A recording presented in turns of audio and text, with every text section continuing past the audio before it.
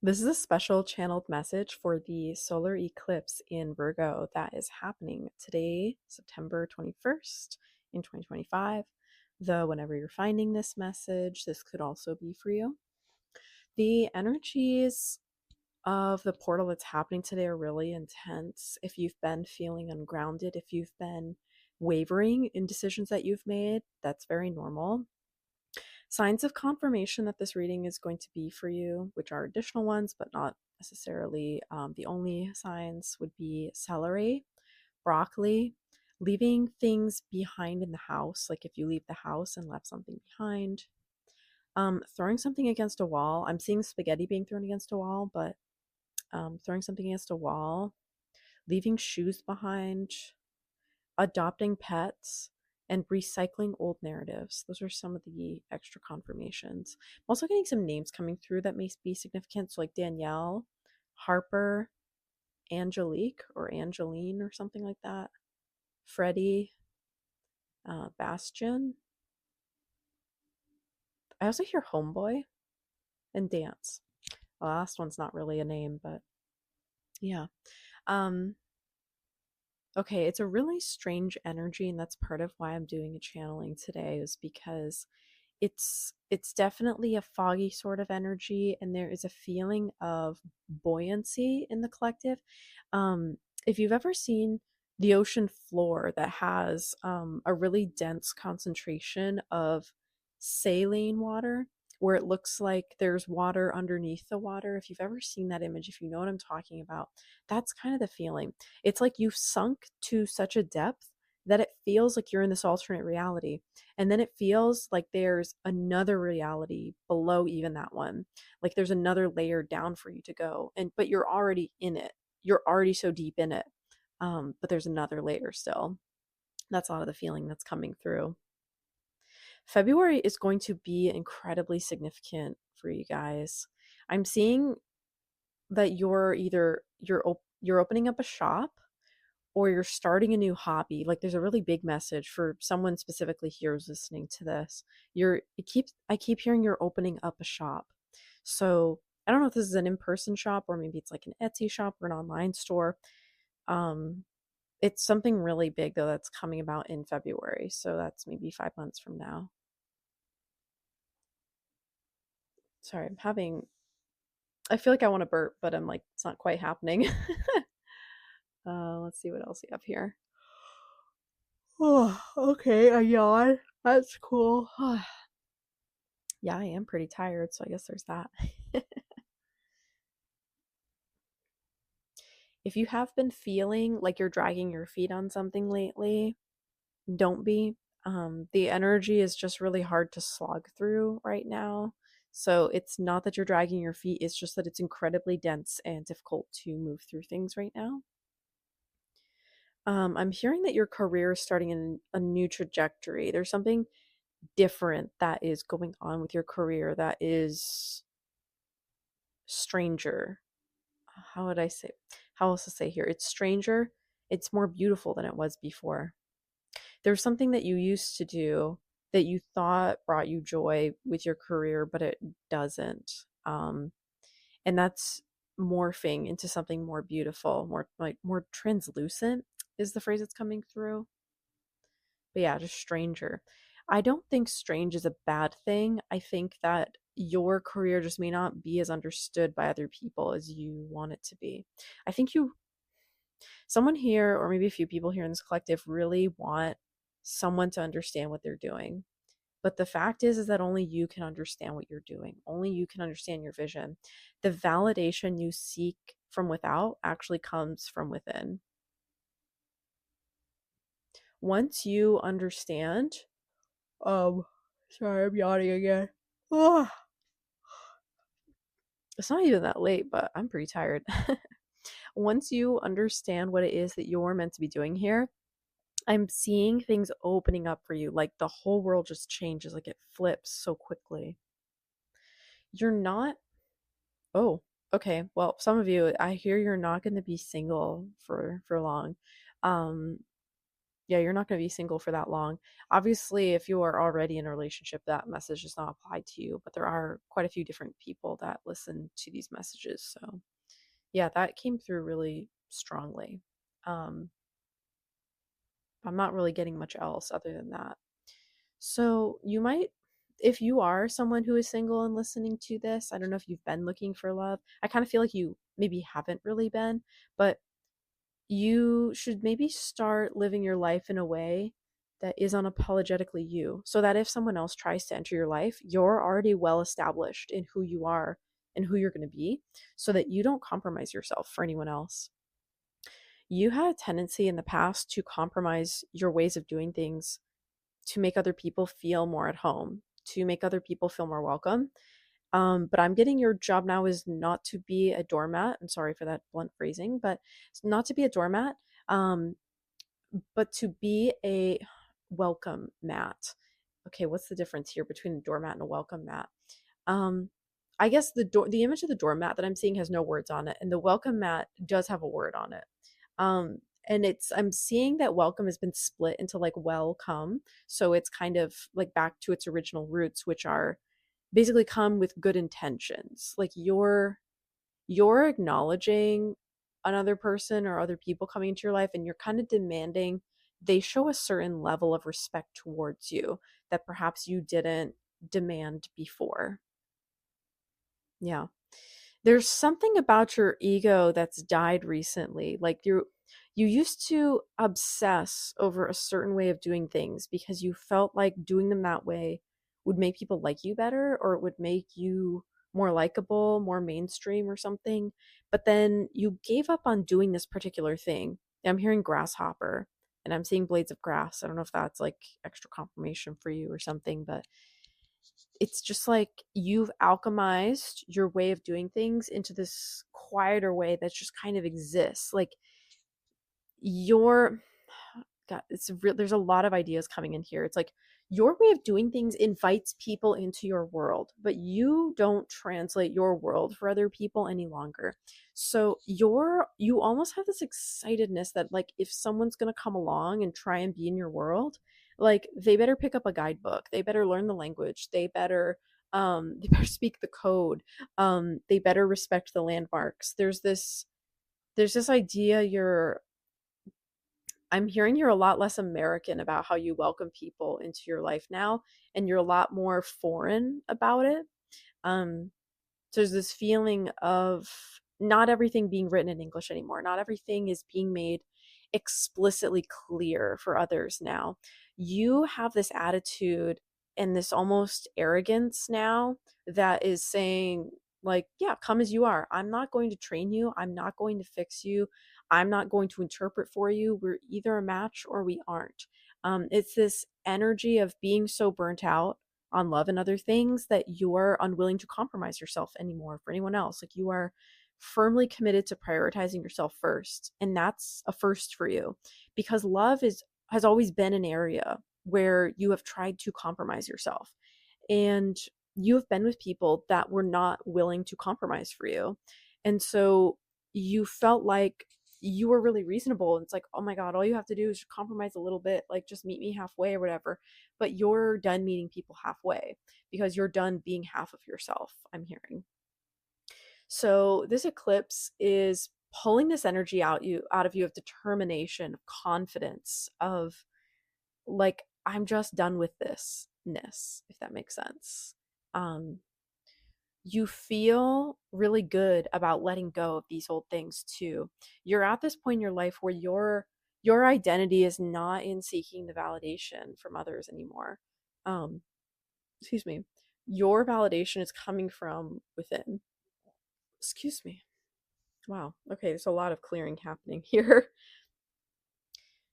And I feel like there was this time you were afraid you would lose yourself. Like you're afraid you'd lose yourself to these eclipse energies or to the going ons of life. Like your identity would be lost to the sea or something like that. But what you have done is you have sheltered your identity in such a way that like I'm seeing this crystal like interesting. I'm actually seeing a scene from Inception where they take that like that spinning top and then put it in the safe or whatever. I don't know if you've seen that scene before, but and then it just keeps spinning. It's like that is now the source of your reality. Like you've done something within yourself, within like this matrix coding that has caused you to project outwards a definition of self from that one idea, a self concept. I'm not saying this is necessarily good or bad. It's just like I feel the messaging is more you're exercising a level of agency that you weren't before, and you're being really intentional about not letting anyone fuck with your value, not letting anyone mess with your vision, not letting anyone tell you what your reality is, even if it confuses them, even if it doesn't make sense to them, because you're kind of like excited for people to leave if they don't get along with you, if they don't like you. You're like, good, move. There's a line. Um, like it's almost this aggressive, like it's not avoidant, it's not confrontational, it's just like this aggressive, like confrontational desire. Like you're so unwilling to compromise, you're so unwilling to sugarcoat, you're so willing and ready to lose anything and everyone that doesn't align with you, that you're like, bring it. Yeah, I'm no longer afraid. You can't scare me. I just saw 11:11 on my timer. And also my iPad percentage battery is 22% too, so that feels very significant. Um, there is this feeling of divine aligning and divine timing, and you're like, I'm just so ready to be myself. I'm so ready to live as myself, to enjoy myself, to be myself, to do what I came here to do. If you're going to add to the journey, great. If you're going to take away from it, like, I'm just going to drop you, and that's it. Like, you've mastered the art of detachment. I feel like that's what this is. um you become like this stone cold killer almost, of like, you're not willing to lead anyone on. You're not willing to dangle hopes and dreams in front of someone hoping that they'll change. You're, yeah, you've just completely detached from whoever it is that you used to be, from whatever it is that you used to be and do. Like, yeah, there's just such a feeling of detachment now. um I feel, collective, like you had to hit this point of ultimate suffering in order to reach this point of detachment. And I'm seeing 1222, so 222 there, as I see that. Um, because in order to detach to this level, collective, you can't just tell yourself, "Oh, I'm gonna detach. Oh, I don't care about anything." It's it's like you have to become so hurt, so angry, so frustrated, so miserable, so mad that you recognize no amount of joy and love is worth feeling that level of pain. And you kind of realize that you can't ever feel that level of pain again. Like something inside of you broke from an experience that you had. Like there was this essence within you that was really innocent and pure. And because of the experience of people stomping all over that, it broke you in that way. It like, it didn't destroy that essence. It just like broke it. And then you had to rebuild yourself. You had to rebuild this quality that made you you. And so now you're standing in this position of like I've rebuilt me from nothing. Like, you think you can talk to me. You don't even know what I was like when I was nothing. It's like you didn't see me crying into my pillow at night. Like you didn't see me screaming into the abyss. If you think that your words have the power to destroy me, you have another thing coming. And like it's just it's this pure sense of confidence that can only come from someone who has lost something. Maybe everything, but you've definitely lost something really significant and meaningful to you. Collective, once you lose the thing that matters most to you in this life, in this world, um no matter what that is, once you lose it, um you have a choice to rebuild yourself or to fall apart completely. um and some people lose that thing and it destroys them, but like you did not let it destroy you. You rebuilt yourself. That tower came crashing and crumbling down when you lost that thing. You lost that goal or that person, that vision, that dream. And then you kind of said like, fuck it, like this life is my bitch, this life is what I make it. And you just went from there. There is this fierce determination in you now Like you just, it feels unstoppable. It feels like, try me. I beg you. Like I beg you, try. um like it's such an iconic energy, and even actors in movies have a hard time portraying the depth and the level of the complexity of the experience that you went through. I feel like you've been shaping into this for years. Like, I feel like this was a multi year process to bring you to this point. And now you've reached this culmination of your efforts. And now it's all becoming clear to you what it was all for. Because, collective, you're facing something in your life right now that is your ultimatum, if you will. It is like this final challenge, this final push. If you don't push through this thing, whatever it is, you are going to regret it. You are going to regret it for a lifetime, is what I'm getting. But I'm not saying you won't push through it. I'm just saying, like, that's the level that we're dealing with. There's something happening in your life right now that is kind of a do or die moment. You either let this thing destroy you, or you destroy it. Like, you destroy the shadow of what it represents, the shadow of what it is. Um, you have to become the consumer in this case. And I mean, like, to consume something, not like a buyer, but like, you either consume or you are consumed, like you be consumed. And you're going to consume this thing that has beset you and plagued you for a long time. I hear many lifetimes.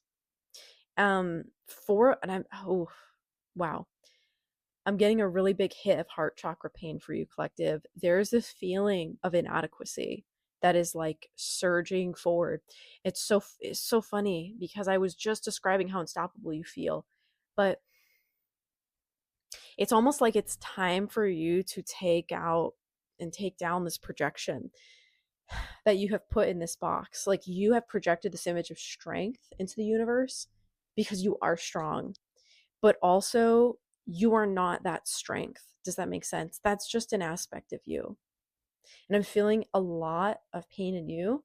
As I'm saying this, there's a lot of pain in this collective. There's a lot of feeling of like having no choice but to be strong. Um, excuse me. Yeah, there's just like such a deep sorrow that I feel you built there's this you built this chasm over the sorrow, and you covered it up, and then like rebuilt yourself, and now you are pouring into that chasm. Like, it's like that you're putting into the cement into there, and it's becoming something solidified, something that wasn't there before. I drink some tea.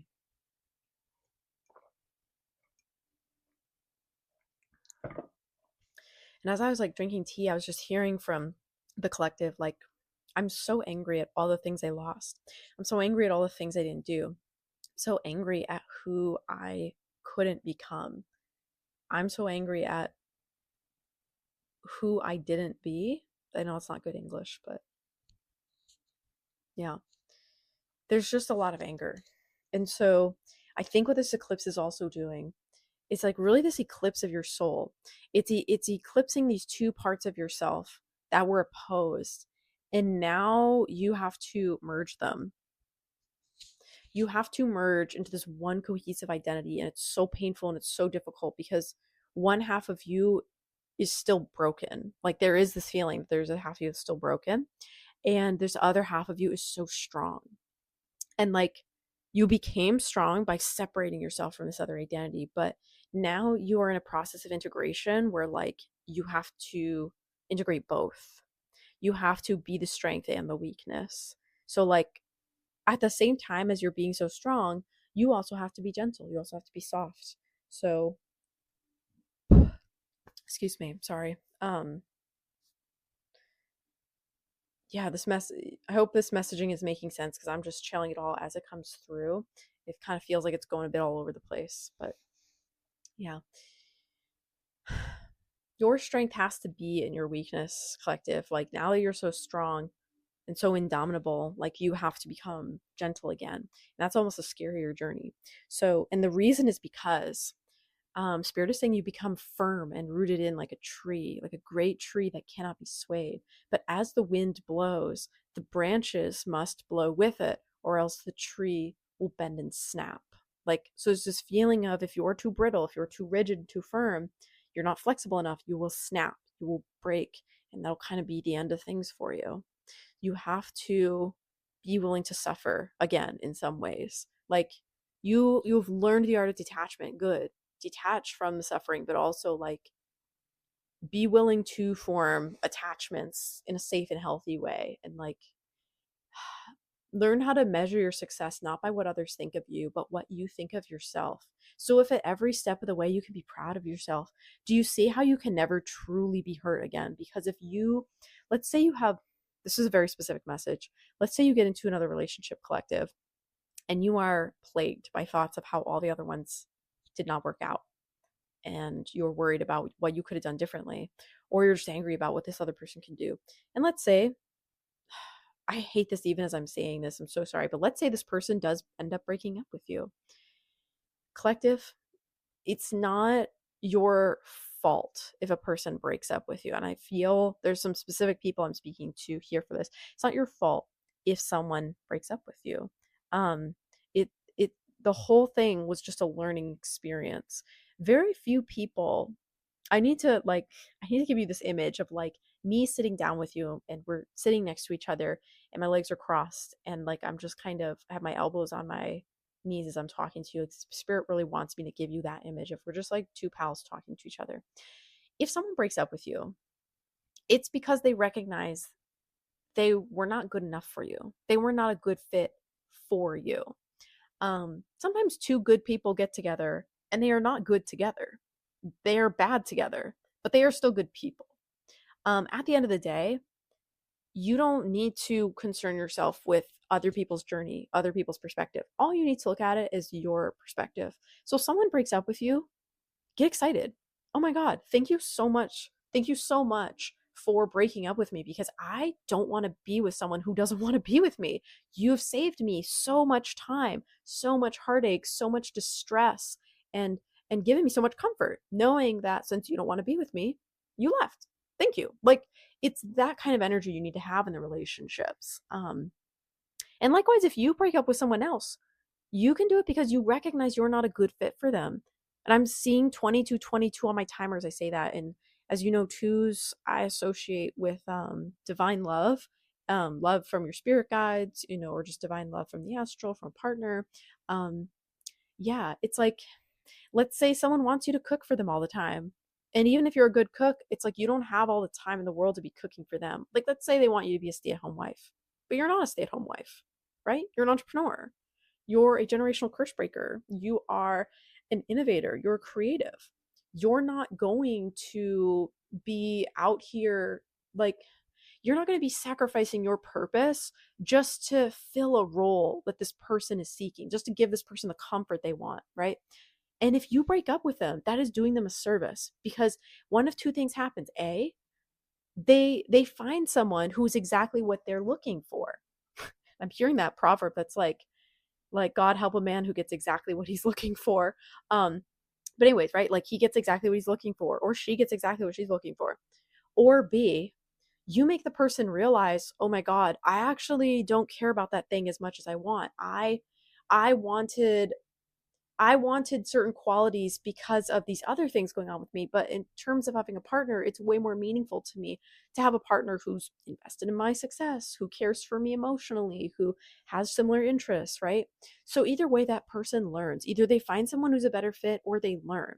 When you look at it like that, you breaking up with someone is a favor.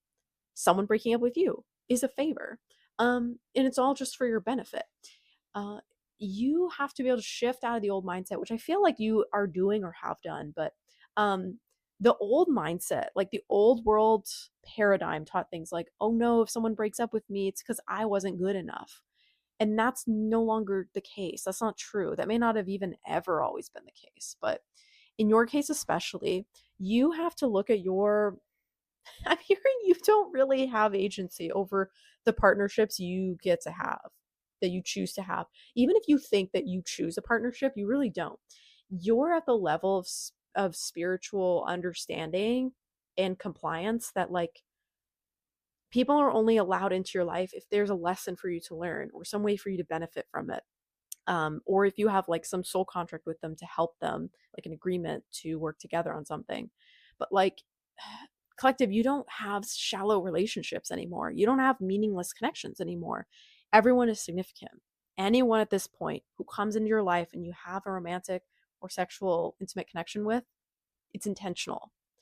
You may not always like what it teaches you. Sometimes these things teach us things we don't like about ourselves, but it's all on purpose now. Your only job at this point is to surrender to the flow because I'm hearing you don't get to call when it happens. You don't get to decide when it happens. Collective, even if you were to go out, go on Tinder, go on Bumble or Hinge or whatever, try to find a partner, go to meetups, go to groups, like you're so protected. You're going to be divinely guided away from people who would be a pure waste of time. Even if you get with someone that you feel is kind of a waste of time, it's still going to teach you something, okay? And it's like you may actually be finding you're not as attracted to people anymore. I know that sounds weird to say, and I'm seeing 555 on my timer, but like you may find that like people just aren't attractive, and you may like be wondering, am I ever going to be attracted to someone again? Like how could I find someone that I'm attracted to? Like none of these people entice me. Maybe there was a time in your life where you did, like people either based on physical appearance or just because they were nice. But now you sense energy. You're attracted to people on an energetic level. And collective, this makes you really different from most people in the world. Most people in this world incarnate to have a human experience and to learn certain lessons and work on things. But like you came here to have a soul connection, collective. That's part of your mission, is having a soul connection, is reconnecting with the divine. And you can do that in the form of connecting with another person, connecting with yourself, your higher self, your astral twin flame, whatever. Um, you came here though to embody divine love. And it's really important, collective, for you at this point in your journey to understand that's where you're at. You have to surrender to the will of divine love at this point in time. Um, whether that means being with someone or not being with someone, you're either in love with yourself, or you're in love while also being in a connection with someone whom you care for. You're always in a state of love. Does that make sense? You're always in love, right? Spirit wants to emphasize that a lot. You don't require another human, another physical incarnated person to be in a state of love, but it can help to have another person to feel like you're in that state of love. But your states of love happen even without people. I hear you're just like in love with life itself sometimes. You just enjoy certain things so much, you're unwilling to compromise, to lose or change aspects of yourself anymore because you love yourself so much. And that's exactly like you're finally getting it. That's exactly how it should be. Um, you need to lose yourself before you can find yourself. So I'm hearing. So some of you lost yourself in love. Like you gave so much to other people, you sacrificed, you bent over backwards, you did all these things because when you're in love, you don't see yourself as separate from another human, from another person. You have a very pure understanding of what love is. You think, I will give to this person, help build them up and give them what they need. That is what love is. And collective, not a lot of the world thinks that way. It's really sad to say, but a lot of the world views being in love as fish love. And there's another channel, I forget which one, but I talked about that for another collective channeling on here. Um, excuse me.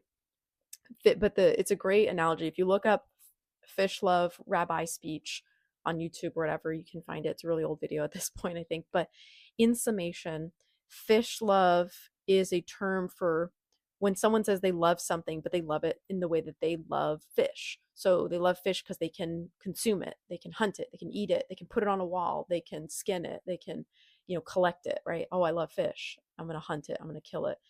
Versus someone who says, I love fish, I'm going to donate to a wildlife conservation project to make sure their habitat doesn't go away. I'm going to fish plastic out of the ocean because I want their environment to be enriched, right? So there's two different kinds of love collective, and most people have fish love. Most people love others because of what they do for them. Most people love others because it feels like they can love themselves, because they're wanting other people to love them. Do you see what like burden that is? And I feel this passion rising in me as I'm talking about this from spirit.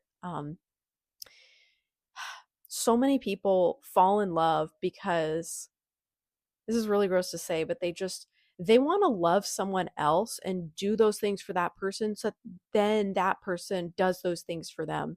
Isn't that gross and weird and awful? But it's like, it's very transactional. I've had a connection that was like that. A lot of themes of that. And as I pointed it out to the person, but I don't think they really realized it. They kind of, anyway, I don't want to get super into it, but basically, this person would do things for me.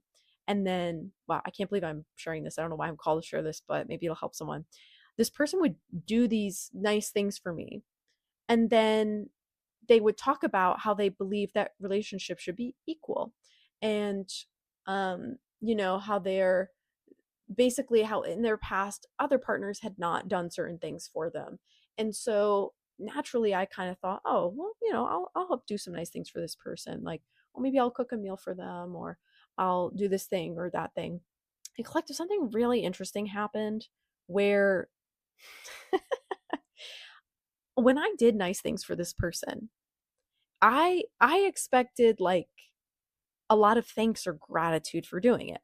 And the reason was because this person explicitly was saying they wanted that. And also, when that person did things for me, I made sure to thank them. It's, oh my gosh, this is so nice. Thank you. I really appreciate this. Da, da, da. Right. So I was really surprised when I would do things for the person and I would barely get a thank you in response. And I started noticing it was a pattern. I thought, oh, maybe it's just an odd day. Maybe they don't do words of affirmation. But like they gave me words of affirmation in other ways. Like they would like compliment my physical appearance or things like that. But like they didn't they didn't really invest in me. They didn't really like return. Basically, I knew they could do words of affirmation, but they didn't appreciate the acts of service that I would do for them. And it, as it was going on, it became more explicit that they wanted very transactional things. For instance, I was at one point I said I was too tired to spend time with them as much, as they've been wanting to see each other a lot, and I was very busy. As you know, I do a lot of things, very busy. Um, and they were not like providing any direct assistance with my business, which is totally fine. Again, sorry I'm getting so personal. I don't know why spirit is asking me to use this personal, but maybe it helps someone. um but yeah, so I told him, oh, I can't see you. Yeah, sorry, I don't have the energy. I've got my full-time day job, and then I've got my business and my book. Like, I'll see you in a few days, wherever. This person said that they would give me space, or they acknowledged I was tired. The next day, they send me a very long message just saying how, um, you know, oh, well, I know that you're really tired. I thought maybe I could offer to, clean your place while you're away at your day job. And then we could spend time with each other in the evening and this and that. Because like one of the things I told them I was stressed about was that like my place wasn't very clean. Like I need to do the cat box, do the dishes, do this, do that. And I was just so busy. I didn't have time for it. So I pointed out to them, they said some other things, but what really caught my attention was they're like, I wanted to clean your place so that we could spend time together in the evening. And I know this sounds nice, collective, but this is fish love. And I'm seeing 3333 on my timer here. Do you know why this is fish love? It's because they told me what they were going to do for me. And then they said, in exchange, you'll do this for me. I'm very sensitive to that. I find it really offensive to, and this is not, again, this is not the first time they did something like that, but this was probably the most like blunt that they did it this way. I was like quite offended because I had told them I was tired, and instead of saying, oh, I understand, here, I'll do this thing for you. Oh, I thought I'd clean your place if that's helpful so that you can get some rest from work. It's like, no, I'm going to do this thing, and then you're going to give me your most valuable asset, your time, in exchange, when I have lots of time, so it's not my most valuable asset. Does that make sense? It was this weird transactional thing, and I really didn't like it. And I had a conversation with them about it, and they couldn't understand that it was transactional. They said, well, I think all relationships need to have give and take. And I said, yeah, but you don't get to dictate how the other person gives. If you don't like how the other person gives, then you should maybe find someone else or suggest certain things, but you don't get to control what the other person does by saying, "Oh, I did this for you. Now you have to do this specific action for me." I was like, that's just it's like it's not a vending machine. Like, "Oh, I cleaned your place, so now we can do this. Oh, I bought you food, so now we can watch a movie." It's like that doesn't actually, like, my place can stay dirty for a bit, but what else I need help with are things that I'm not going to get too into this, but okay. Hopefully, collective, you can kind of see this like transactional feeling. So I am someone who's definitely been through some, different relationship dynamics, like a lot of you guys. And again, I don't know why Spirit had me share so much of that personal story. It was just something that bothered me, and something like, truly, I don't know how many people can understand that. I feel it's like a very high level concept actually to understand that. And that, even though to me it's so simple, that you cannot, if you give freely out of love, you cannot choose the way in which the person you love gives back to you, or demand that they give back to you right away. Like, to me that seems obvious, but a lot of people are so like tallying and keeping score in love, right? So, so obviously for me, that let me know, okay, like the more things like that were happening, I realized, okay, this person wants a particular, basically like a stay-at-home wife, right? Like, this person wants someone who whose life revolves around them, and they don't want an entrepreneur. They want someone who, they need someone who really stay-at-home partner based on a lot of the things they looked for. So um I guess the reason I'm sharing this too is, collective, maybe you're aligned with me in this way, that you're someone who, in the past, people have looked at you as someone to dispense comfort for them, as someone to give them good energy. Like, if you're like me, you've been told, "Oh, I love your energy. Oh, I just love hanging out with you. Oh, you make me feel good. Oh, you this that." And it's like, okay, but do you care what you do for me? Like, do you care what I need or what I want? Like, can you respect what I need in my environment to thrive? Um, yeah. So I feel like this eclipse is maybe teaching some people here in this collective to turn back to you guys and take the focus off of me. Um, is it's like letting go of your boundaries and your standards is not going to get you the person that you want. The reason is because the person you want is going to love your boundaries and standards. The person you want is going to be excited to meet them. They're going to be excited to exceed them. Um, to give from a place of love with no expectation of return, like that's what love is. Um, and then you get to decide if the other person is honoring you or not. But like, there's this feeling of letting go of control, of letting go of what other people do or don't give to you. Like, I'm hearing you have to let them fail, collective. Like, a lot of people want to be with you or want to be in your energy, want to be friends, but like, you have to let them fail. And there was a desire in the past to not let people fail. You wanted to overly communicate yourself to be understood, because you thought, oh, they don't understand. They're just missing information. If I could just make them understand, they could like pass my test, so to speak. But the point is, collective, like, it's funny, I just realized I didn't turn on my little light that I usually have by Aphrodite's altar. um Maybe this is a light bulb moment for you. Okay, there's that light. It's much better now. um anyway, collective, stick to your guns, stick to your standards. The right person is going to not only meet them, but exceed them. The right person is going to be so good for you that you're going to be glad you never settled, excuse me, for anyone who wasn't a good match for you. Because you're worth so much.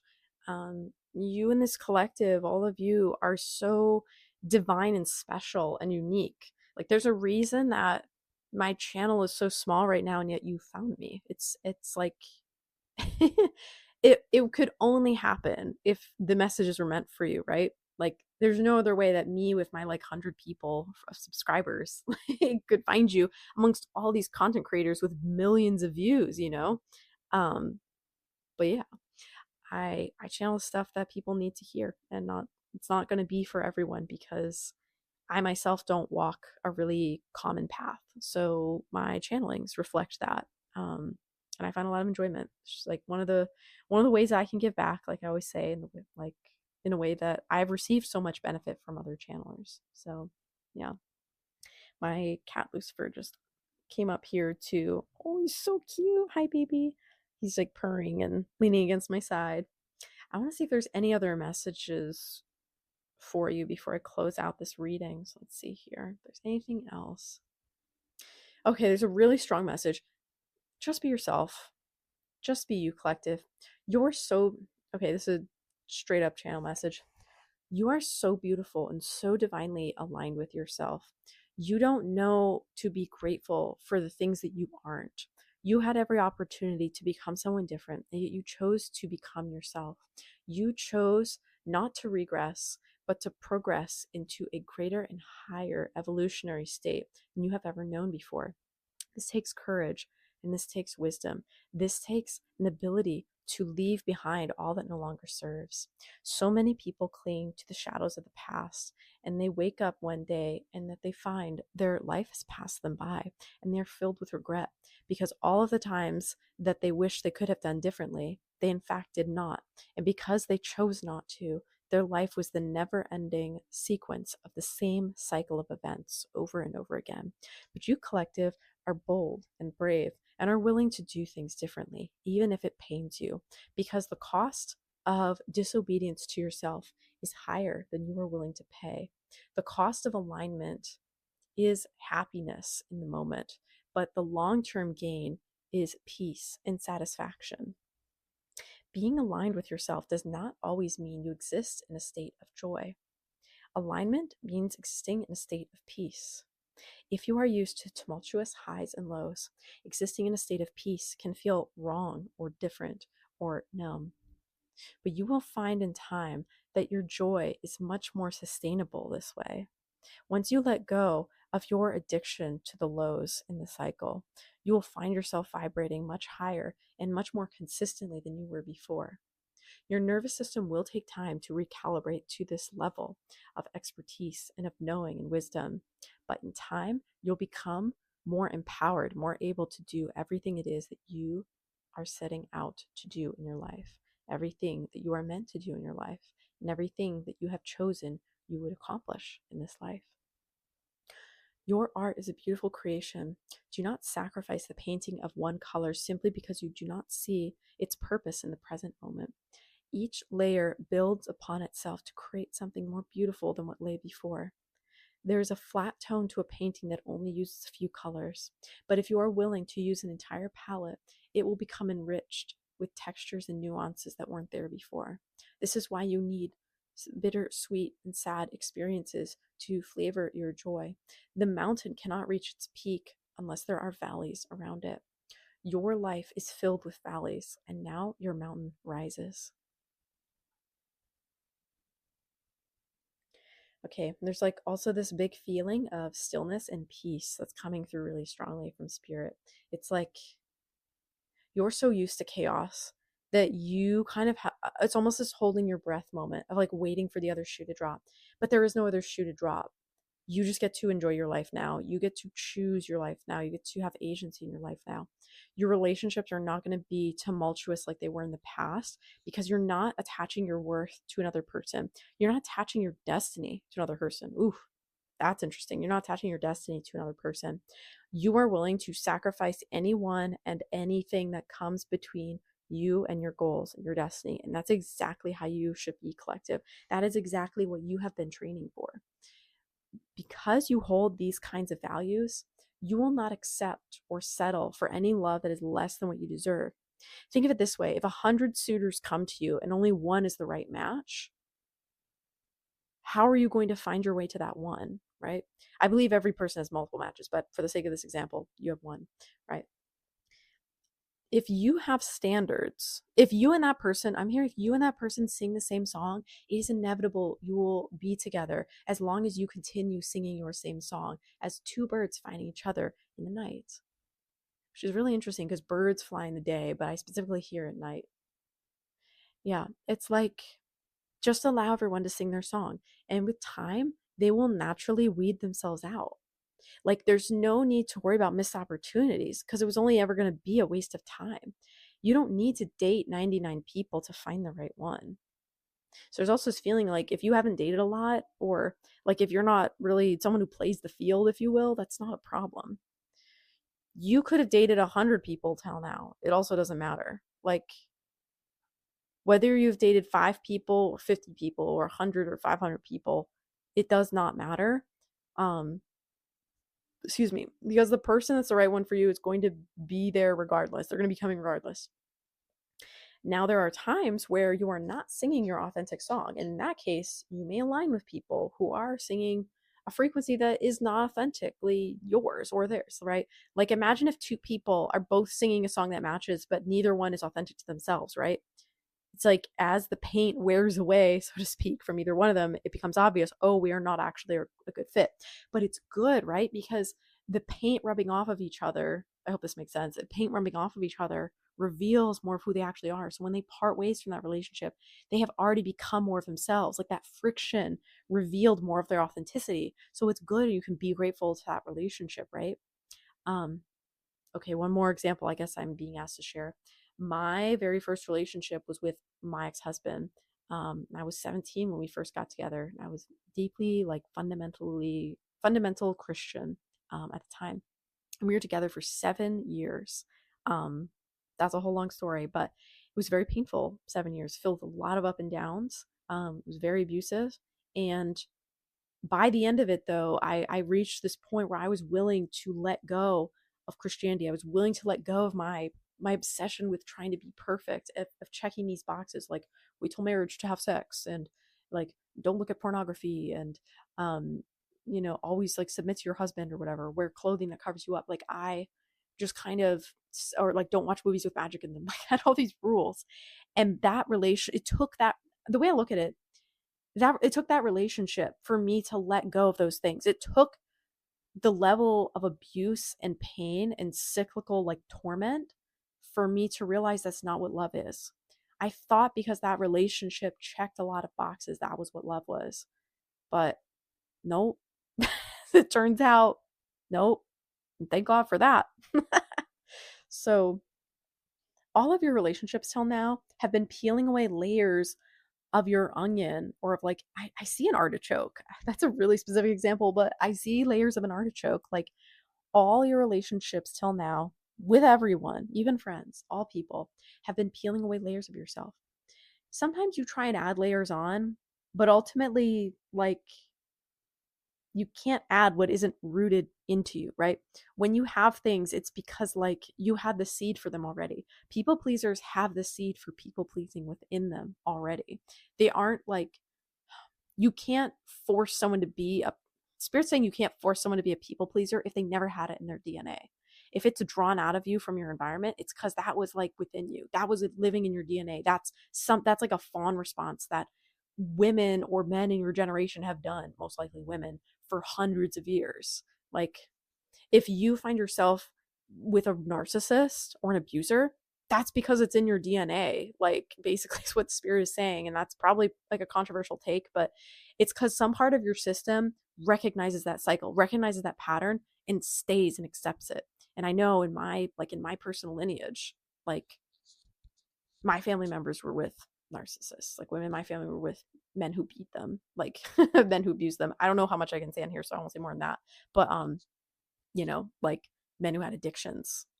That's like, that was in my DNA. So when I ended up with someone like that, at a certain point you realize, oh, like, this was always within me. It's not because there's anything necessarily wrong with me, but it's like, this relationship was a gift to save myself, to figure out that that was within me, and to break that cycle, so that, anyone who's connected to me now, that's no longer a part of it, right? Because I no longer participate in that. So, and I made the conscious choice to not be a part of it. So, like, if I were to have kids, I don't plan to have kids, but if I were to have kids, I do have nieces and nephews, like, I have those values within me of, like, not tolerating abuse. So that, like, I will not people please. I will so aggressively not people please that it will be a challenge and a turn off to anyone who would try to do that to me. As soon as I sniff that out, I'm out of there. I'm like, peace, deuces. I actually don't like you anymore. Like there's nothing less attractive that you could do. There's nothing you could do to make me instantly dislike you. Goodbye. Versus, oh my God, how can I make this person stay? How can I get their approval? Nope. Um, so being yourself collective, like you're never going to lose what's aligned for you. Because if you're going to be fake, you're going to attract fake people, or worse, you're going to attract other people who are, you're both masking, and then you're a bad fit because you're pretending to be these two things that you're not, and those two fake masks fit together, but like your cores do not fit. Free them. Let them go find their person, and then you can go find your person, and you can both be happy, right? So yeah, Spirit's got a lot of relationship advice. I guess I'm gonna be given some sort of like relationship title of this video. um yeah, there's definitely this feeling too of like, again, not losing yourself in the relationship. That message is coming through a lot. So I really feel for some of you, you're gonna have a relationship in the near future again. um I was actually gifted a deck by one of my dear friends. I've known her for 20 plus years. She's one of my best friends. Obviously we've known each other that long. And I I took this oracle deck out and I was like, oh, just pull a card, let's see. And so I pulled the cards out. I read the little, inscriptions inside the deck box, and I was holding the cards and attuning them to me and asking them to please, give me a message I need to hear. And of course, what pops out, but like, I think it was like Rama and Sita. It's like a divine union card, like soul partnership, romantic connection, I think was the short description on the card. And I was like, ah. So that's how I also knew. I was like, that's the collective energy. Something is coming in very powerfully for you right now, because that energy is just in the air. And if you're finding this message, then that means it's likely in the air for you too. It may be it. I yeah, I want to be inclusive, but I really do feel that this is like strictly romantic or strictly like, yeah, partnership kind of stuff. So yeah. Spirit's also saying you need to root around in your DNA and see what's there that doesn't serve you. You still have some patterns that you have inherited that, again, are not your fault. It's funny. I'm like, I should recognize my closet door was open, so I'm going to close my closet. Maybe that's symbolic. You have some patterns you need to root out and get rid of. Also, again, it's like that whole, I think Taylor Tomlinson says this, but it's like fishing trash out of the lake before it freezes over. Now's your time to do that. Um, when someone meets you at your level, collective, they will respect you at that level. If you try and change shortly after knowing someone, like really dramatically, they may not accept or understand that shift, right? Because it's different than what they expect. It's different than what they first saw within you. Um, so you have to really become who you are, really decide and be very intentional about who you're going to be to the best of your ability. You don't have to be perfect, just to the best of your ability. Um, excuse me, and that's going to set you up well. Lucifer came back to lie down on my legs. He like flopped himself on my body. So cute. Yeah, what else do we have here? Let's see if there's anything else. This has already gone quite long. Okay, I think that's it for the messages here. So I'm wishing you all a happy solar eclipse, or whatever time it is when you are watching this. I may not even label this solar eclipse. Sorry, I'm gonna stop talking out loud. I'm just gonna let you guys keep going. Thank you for watching. I love you guys. Please drop a like, leave a comment, subscribe if this resonates for you. Helps me to better connect with your energy. And I look forward to seeing you in future channelings. That's all for now. Bye.